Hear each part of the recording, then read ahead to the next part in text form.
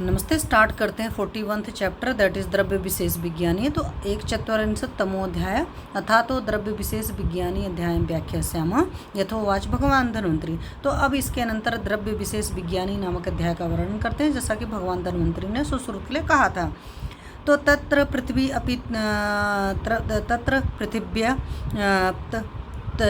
पृथिव्य तजो वाय आकाशानां समुदायात् द्रव्याभिनिवृत्तिः उत्कर्षस्तु अभिव्यंजको भवति। इदं पार्थिवम् इदम् आप्यम् इदं तेजसम् इदं वायव्यम् इदं आकाशीयम् इति। तो द्रव्य उत्पत्ति में क्या बोला है? पृथ्वी, जल, तेज, वायु और आकाश, इन पांचों तत्वों के मिलने से द्रव्य की उत्पत्ति होती है। इन पांचों के समुदाय में से जिस भूत के गुणों की उत्कृष्टता होती है उसी तरीके से वह द्रव्य पहचाना जाता है। जैसे वह पार्थिव है, जलीय है, तेजस द्रव्य है, वायव्य है और ये आकाशीय द्रव्य है। तो तत्र स्थूल सार सांद्र मंद स्थिर खर गुरु कठिन गंध बहुलम ईशत कषायम प्रायसो मधुरम इत पार्थिवम तत्स्थैर्य बल गौरव संघात उपचयकरम विशेषतस्त अधोभागतिस्व स्वभावम इति। तो पार्थिव द्रव्य होते हैं जिनमें इनमें से जो स्थूल सार युक्त सांद्र मंद स्थिर गुरु भारी तथा कठिन हो तथा गंध की जिसमें अधिकता है, कुछ कषाय और प्राय मधुर रस का अधिकता हो, उसे पार्थिव द्रव्य समझना चाहिए। वह शरीर की स्थिरता, बल, गुरुता, कठिनता और वृद्धि को करता है तथा विशेषकर उसे ऊंचा फेंकने पर भी नीचे गिरने का उसका स्वभाव होता है, क्योंकि पार्थिव द्रव्य भारी होते हैं। तो आगे क्या है? शीत स्मित स्निग्ध मंद गुरु सांद्र मृदु पृक्षिल रस बहुलम ईशत कषायम अम्ल लवणम मधुर रस प्राप्यम आप्यम तत् स्नेहन लादन क्लेदन बंधन विस्यंदनम करीति। तो जलीय द्रव्य जो होते हैं वो ठंडा, गीला या जड़, चिकना, मंद, भारी, फैलने वाला, सांद्र, मृदु, पिच्छल, अधिक रसदार, कुछ कसाय, अम्ल और लवण रसों से युक्त तथा अधिक मधुर रसों वाला जलीय होता है। पार्थिव अधिक मधुर होगा, आप भी। जलीय द्रव्य पृथ्वी शरीर में स्नेहन, तर्पण, गीला करना, चूर्ण आदि का पिंडीकरण करना और विश्रावण करना, इस तरह के कर्म करते हैं। आगे तेजस द्रव्यों के बारे में क्या कहा इन्होंने? तो उष्ण, तीक्ष्ण, सूक्ष्म, रुक्ष, लघु, रुक्ष, खर, लघु, विशदम, रूप, गुण, बहुलम, ईषद, अम्ल, लवणम, कटुक रस प्रायम, विशेषस्त, ऊर्ध्व गति स्वभाव इति तेजसम तद दहन पचन दारण तापन प्रकाशन प्रभावरण कर्म इति। तो तेजस द्रव्य होते हैं गर्म होते हैं, तीक्ष्ण होते हैं, सूक्ष्म होते हैं, रुक्ष होते हैं, खुरदरा, लघु और विशद होता है तथा रूप गुणाधिक युक्त, कुछ अम्ल और लवण रसयुक्त किंतु कटुक रसों की अधिकता से युक्त तथा विशेषकर ऊपर को गति करने वाला तेजस पदार्थ होता है। वह दहन पचन दारण तापन प्रकाशन प्रभाव और वर्ण को करता है। आगे क्या है वायु द्रव्य के बारे में? तो सूक्ष्म, रुक्ष, शिशिर लघु विशदम स्पर्श बहुलम ईशत तिक्तम विशेषतः कषायमित वायव्यम तद वैशद्य लाघव ग्लपन विरुक्षण विचारण करम इति। तो वायु द्रव्य जो पदार्थ सूक्ष्म, खर, शिशिर, हल्का, विशद, स्पर्श गुण की अधिकता वाला, कुछ तिक्त और विशेषतया कषाय रसयुक्त हो, वायु द्रव्य है। वह शरीर में वैशद्य, लाघव, ग्लानि या अप्रसुप्त रक्ष और मन में अनेक कल्पना करता है। तो लक्षण सूक्ष्म, मृदु, व्यवायी, विशद, विविक्तम अव्यक्त रसम शब्दम बहुलम आकाशीयम तन्मार्दव शौशीर लाघव करम इति।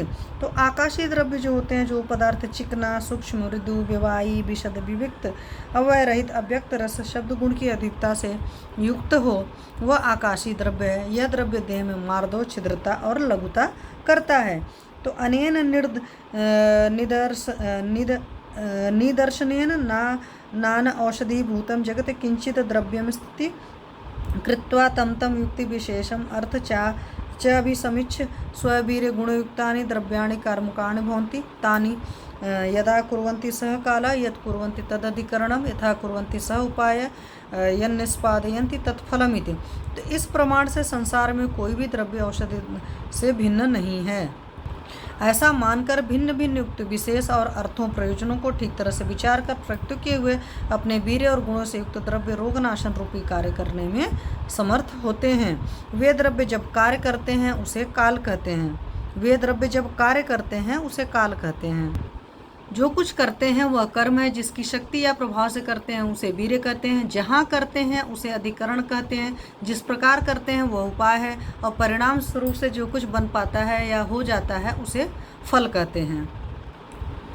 आगे, जिसकी शक्ति या प्रभाव से करते हैं उसे वीर्य करते हैं, जहाँ करते हैं उसे अधिकरण कहते हैं, जिस प्रकार करते हैं वह उपाय है, और परिणाम रूप से जो कुछ बन जाता है या हो जाता है उसे फल कहते हैं। तत्र विरेचन द्रव्याणि पृथ्वी अम्बु गुणभूयिष्ठानि पृथ्वी आपो गुरुभ्यस्तथा गुरुत्वाद अधो गच्छन्ति, तस्माद् विरेचनम अधो गुणम भूयिष्ठम अनुमानात्। वमन द्रव्याणि अग्निवायु गुणभूयिष्ठानि, अग्निवायु ही लघुत्वाच् तानि ऊर्ध्वम् उत्तिष्ठन्ति, तस्माद् वमनम अपि ऊर्ध्वगुणभूयिष्ठम उभयगुणभूयिष्ठम उभयतो भागम आकाश गुणभूयिष्ठम संसमनम सांग्राहिकम अनिल गुणभूयिष्ठम अनिलस्य शोषण आत्मकत्वात् दीपनम अग्निगुणभूयिष्ठम तत्समानत्वात् लेखनम अनिल अनल गुणभूयिष्ठम बृंहणम पृथ्वी अम्बु गुणभूयिष्ठम एवं औषध कर्माणि अनुमानात् साधयेत। तो उनमें से जो भी रेचक द्रव्य है उनमें पृथ्वी और जल के गुणों की अधिकता रहती है, क्योंकि पृथ्वी और जल दोनों भारी होते हैं, जिससे उनका किसी भी वस्तु को अपने साथ नीचे ले जाने का स्वभाव होता है। इसलिए अनुमान से कहा जाता है कि विरेचन द्रव्य प्राय अधोगामी गुणभूयिष्ठ होते हैं। वामक द्रव्य अग्नि और वायु के अधिक गुणों से युक्त होते हैं। अग्नि और वायु दोनों हल्के हैं, लघु होने से वे दोनों ऊपर को उठते हैं, इसलिए वमन द्रव्य भी ऊर्ध्वगामी गुणभूयिष्ठ होते हैं। जिन पदार्थों मुक्त दोनों प्रकार के गुण होते हैं, ऊर्ध्व और अधो दोनों भागों में गति करते हैं, अर्थात उनसे वमन और विरेचन दोनों कार्य होते हैं। आकाश गुणभूयिष्ठ द्रव्य संसमन करता है। अनिल गुणभूयिष्ठ द्रव्य संग्राही दस्त बांधने वाला होता है, क्योंकि वायु शोषण का कार्य करता है। अग्नि गुणभूयिष्ठ द्रव्य दीपन कार्य करते हैं, क्योंकि ये आग्नेय द्रव्य जठराग्नि के समान होते हैं। अनिल और अनल गुणों की अधिकता वाले द्रव्य लेखन कार्य करते हैं। पृथ्वी और जल के गुण अधिक गुण वाले द्रव्य बृंहण कार्य करते हैं। इस प्रकार से औषधियों के कार्य अनुमान द्वारा सिद्ध होते हैं। आगे भवंती चात्र में क्या है, तो भूतेजो वायुर्जय द्रव्य समम याति समीरणः।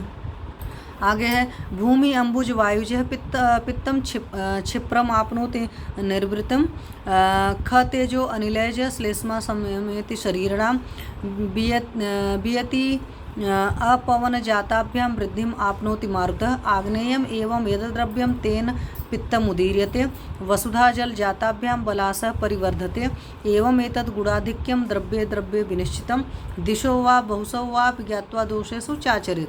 तो पृथ्वी अग्नि और जली द्रव्यों से वायु शांत होती है।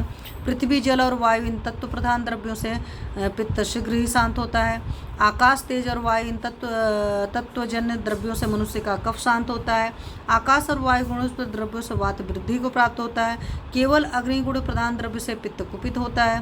पार्थिव और कफ गुण वाले द्रव्यों से कफ बढ़ता है। इस प्रकार प्रत्येक द्रव्य में भिन्न भिन्न तत्वों के गुणों की अधिकता रहती है। उसे भली बात समझकर एक दोष द्विदोष और अनेक दोषों की चिकित्सा में प्रयुक्त करनी चाहिए।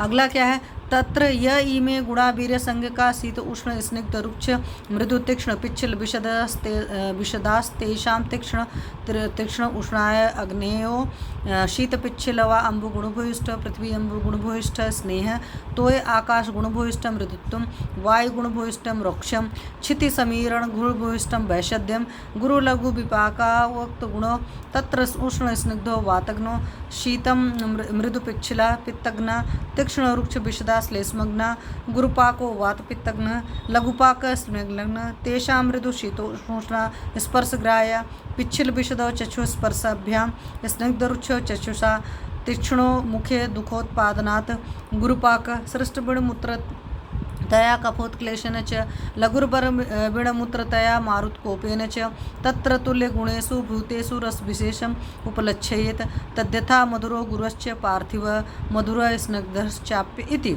तो द्रव्यों में जो शीत उष्ण स्निग्ध रुक्ष मृदु तीक्ष्ण पिच्छल और विशद ये अष्टपीर्य संग गुण हैं। उनमें तीक्ष्ण और उष्ण गुण आग्नेय हैं।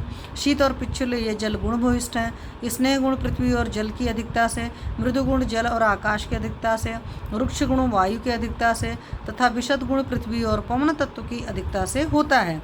गुरु और लघु अर्थात मधुर तथा कटु वाक के गुण प्रथम कह दिए गए हैं। इनमें उष्ण और स्निग्ध गुण वातनाशक है। शीत मृदु और पिच्छल गुण पित्त शामक होते हैं। तीक्ष्ण, रुक्ष और विशद गुण श्लेष्मनाशक होते हैं। गुरु विपाक वात और पित्त को नष्ट करता है तथा लघु विपाक को नष्ट करता है। इनमें से मृदु, शीत और उष्ण गुण स्पर्शनेंद्रिय द्वारा ग्राह्य होते हैं। पिच्छिल और विशद गुण नेत्र तथा स्पर्श से, स्निग्ध और उच्च गुण नेत्र द्वारा तथा तीक्ष्ण गुण तो मुख में दुख के उत्साधन से जाना जाता है। गुरुपाक मल और मूत्र के त्याग से तथा कफ के द्वारा उत्क्लेन होने से जाना जाता है। इसी प्रकार लघु विपाक विष्ठा और मूत्र के विबंध से तथा वायु के कुपित होने से जाना जाता है। जिन भूतों में गुणों की समानता हो वहाँ विशिष्ट रस द्वारा प्रयोग आदि की कल्पना करनी चाहिए। जैसे पार्थिव द्रव्य मधुर और गुरु विपाकी होते हैं तथा जलीय द्रव्य मधुर और स्निग्ध हैं। भौति छात्र गुणा यह उक्ता द्रव्यसु शरीरेषु ये तथा स्थान वृद्धि क्षयास्तस्माद् देहिनां द्रव्य हेतुका इति सुश्रुत संहितायां सूत्रस्थाने द्रव्य विशेष विज्ञानियों नाम 144वां अध्याय। तो इस विषय में कहा भी है कि द्रव्यों में जो ये 20 गुण रहते हैं वे गुण मनुष्य के शरीर में उसी तरह विद्यमान रहते हैं। इसलिए प्राणियों के शरीर में दोष धातु और मनो की स्थिति वृद्धि तथा क्षय से भी द्रव्यों के कारण ही होते हैं।